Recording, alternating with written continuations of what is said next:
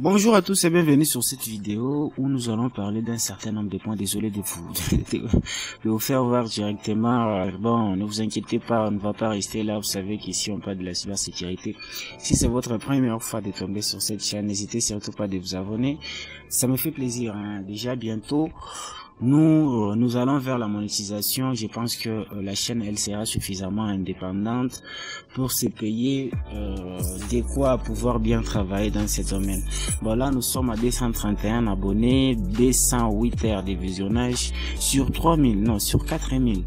Je pense pas que c'est la bonne option. Donc on est ici, c'est 208 sur 4000 heures de visionnage et 231 abonnés sur 1000. Donc bientôt j'espère qu'on va atteindre ces objectifs pour monétiser la chaîne. Bon, rentrons dans les vifs du sujet. La semaine passée, j'ai eu 1500 et quelques demandes pour infiltrer les comptes WhatsApp. Je peux vous dire que ça commence à faire trop, c'est une lourde charge sur mes épaules,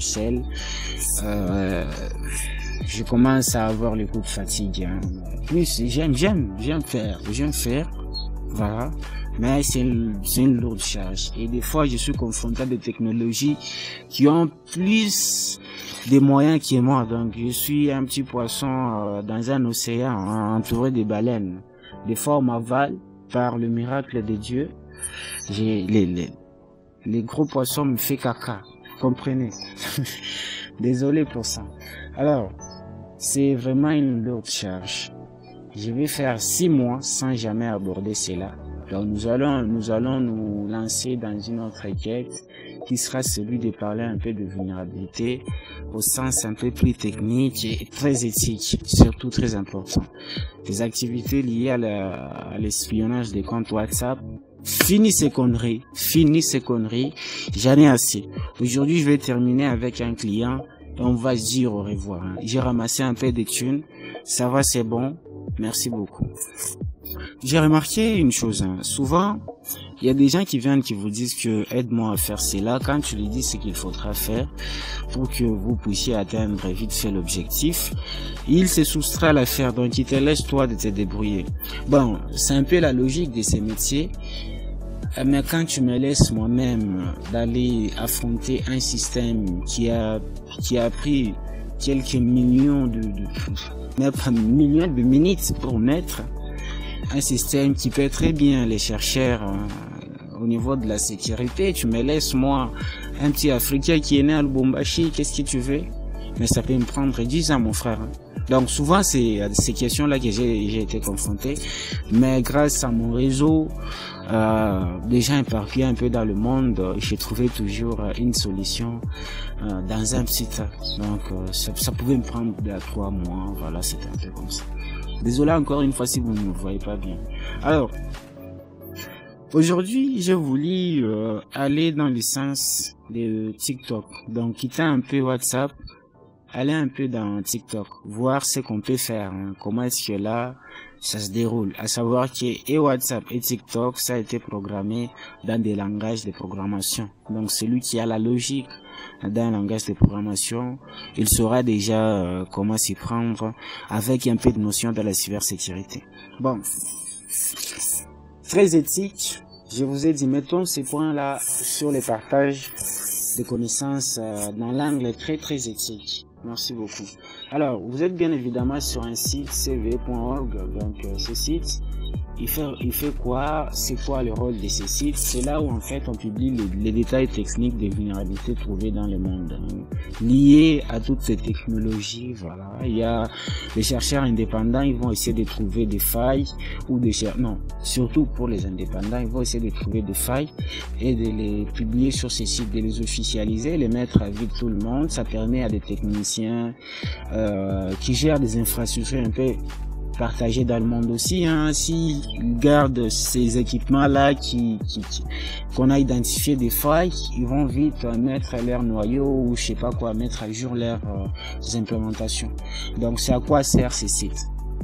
Alors, dans WhatsApp, dans TikTok, bien évidemment, j'ai pas un bon micro là, je suis désolé. Abonnez-vous, qu'on atteigne vite fait les 1000 vues et les nombres de visionnages. Comme ça, j'aurai quelque chose à soutirer pour me payer un micro, une bonne caméra et voilà, un beau PC surtout.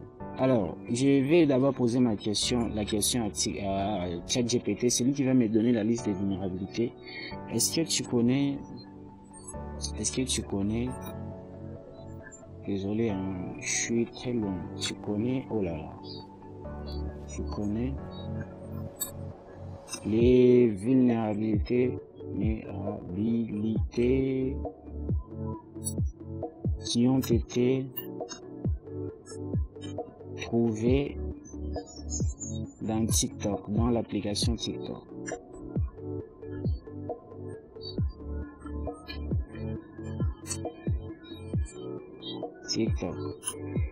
Bon, c'est un peu ça la base. On va d'abord commencer à partir de là. On va essayer de voir,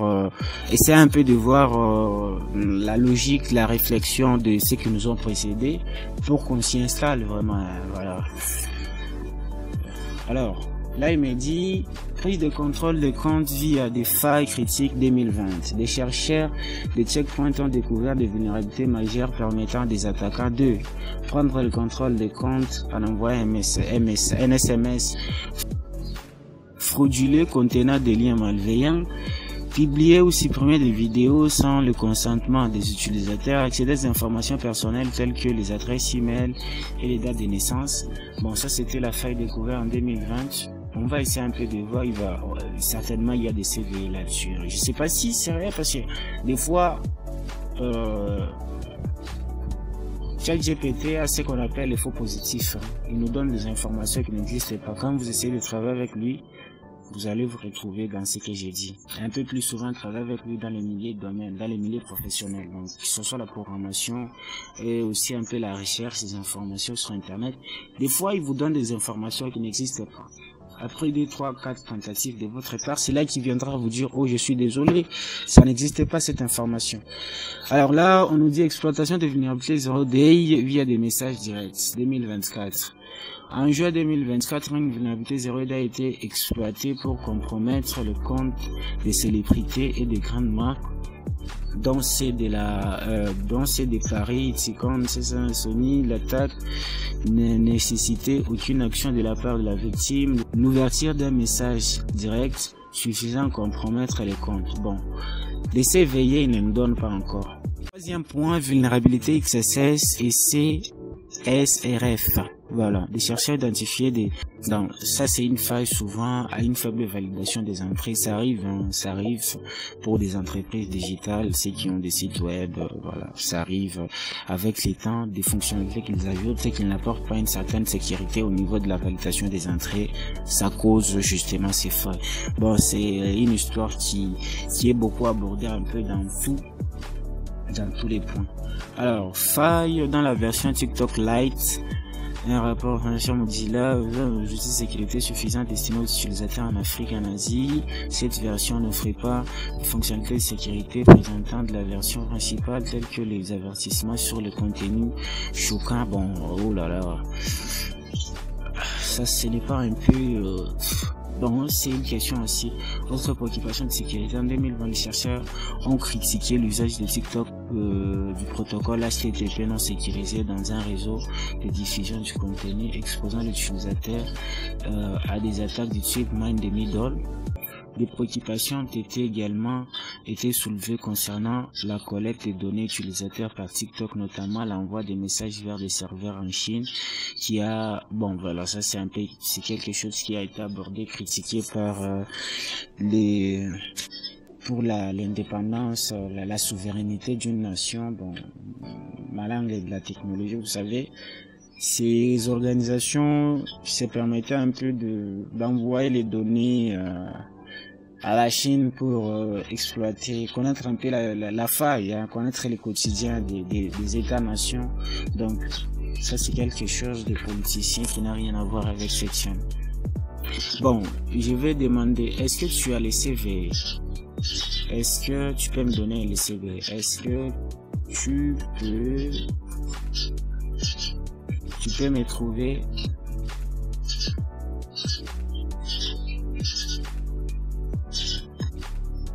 les CVE associés, les CV associés. Bon, il va essayer de comprendre. Oui, plusieurs vulnérabilités critiques CV ont été identifiées dans l'application TikTok au fil des années. Voici les principales. Bon, on a ces CV. Donc les CV, c'est qu'il faut comprendre ça, une année d'apparition et son numéro sur la structure, parce que il y a des numéros, chaque CV est numéroté. Voilà, c'est un peu ça, pour permettre une bonne recherche. Voilà, par exemple, c'est CV, prise de contrôle via WebView sur Android. Voilà, hop, je vais faire ceci là, je colle et CVE, il va me chercher les informations techniques reliées à cette vulnérabilité là. Alors, j'ai traduit pour aller vite. CV enregistré, trouvé, consulter l'enregistrement, c'est ci-dessous. Si vous cherchez cet identifiant, voilà, l'application TikTok, voilà, la version, Android, permet de prendre le contrôle de l'interface JavaScript, via les traversées des liens profonds dans le view web exposé de l'application sur Android 12 et de la version ultérieure. Bon, ça vous avez un peu ces fichiers techniques qui détaillent comment est-ce que ça a été possible, comment est-ce que vous pouvez y arriver. Déjà là, vous avez un peu les informations techniques, donc il faut essayer de s'élever un peu par la connaissance pour comprendre tout ceci. Les WebView, voilà. Ceux qui ont fait souvent, bon, il y a d'ailleurs une chaîne sur il y a une vidéo sur cette chaîne qui aborde les WebView. Donc c'est en passant d'une application que j'étais en train de développer dans Python. Voilà, pour l'inspection des agents de sécurité. Vous allez comprendre un peu c'est quoi les WebView. Voilà, vous avez un peu ces informations là. Il suffit de chercher. Si vous ne comprenez pas, vous avez à votre côté là votre ami ChatGPT. Il va essayer de vous dire, de vous expliquer, de comprendre un peu. Voilà, c'est quoi, tu le dis, c'est quoi ça, c'est quoi. Pap. Il va vous expliquer, voilà, et le nom interne utilisé par TikTok, notamment dans sa version Android, pour désigner une interface JavaScript exposée à l'intérieur de son composant WebView. Tout à fait. Sur Android, une WebView est un composant qui permet d'afficher les pages web. Déjà, on comprend d'une application pour permettre à ces pages de communiquer avec le code natif de l'API. Voilà, donc vous avez un peu ces explications. Ça rentre dans la définition de ce que j'ai exposé sur ma vidéo. C'est tout à fait le même bordel. Bon, donc vous avez ces CV là, des informations un peu techniques. Souvent ça permet aux professionnels de parler une même langue. Donc voilà, nous allons prendre une autre un autre CVE là, on l'a déjà vu. Celui-ci, le type de notre détournement de compte via un lien malveillant. Voilà, vous avez ces CVE qui vous expliquent aussi. Voilà, top. Il y en a comme ça, c'est des CVE, mais souvent c'est de se concentrer toujours sur ce que j'essaie de porter comme une hypothèse sérieuse. Quand vous voulez prendre les contrôles de ces comptes, il faut aller avec des questions. La première question, c'est la plateforme qui l'héberge. Donc, votre téléphone, c'est celui-ci d'abord qui doit être analysé en avant. Si votre téléphone a une vulnérabilité qui permet à l'attaquant de remonter jusqu'à des applications, on peut justement facilement attaquer l'application TikTok et prendre les informations comme ça. Ça peut se faire en passant par un payload. On peut vous envoyer un payload, vous l'installez comme ça à distance, on prend le contrôle. Ça peut parce que le noyau de votre système utilisé par votre téléphone est d'une version malveillante. On peut et d'une version passée, une version archaïque déjà vulnérable, on peut justement prendre le contrôle. Donc, vous voyez, c'est un peu comme ça. Et après ça, c'est maintenant on se pose les questions, comment est-ce que l'application fonctionne? L'application envoie comment les données? Voilà, y a-t-il un chiffrement très robuste? Y a-t-il, je sais pas, une sécurité très fort? Y a-t-il des parfaits? Je vous assure que ces questions-là sont déjà posées, ont été posées en avant-moi par les services sécurité de TikTok, donc par les ingénieurs qualifiés de TikTok, de la cybersécurité. Donc, ils ont déjà répondu à plusieurs des questions, mais ça ne peut pas vous empêcher, vous, de vous reposer et d'essayer d'aller un peu au travers. Voilà, suivant surtout les résultats que vous commencerez à voir. Merci beaucoup. Alors, je pense que si la transition elle est finie, du coup, nous allons avancer vers d'autres idées. Concernant les comptes sur TikTok, nous allons essayer de savoir un peu en détail et arriver à prendre le contrôle de certains comptes. Voilà. Toujours en restant dans l'éthique. Toujours en restant dans l'éthique. Merci beaucoup.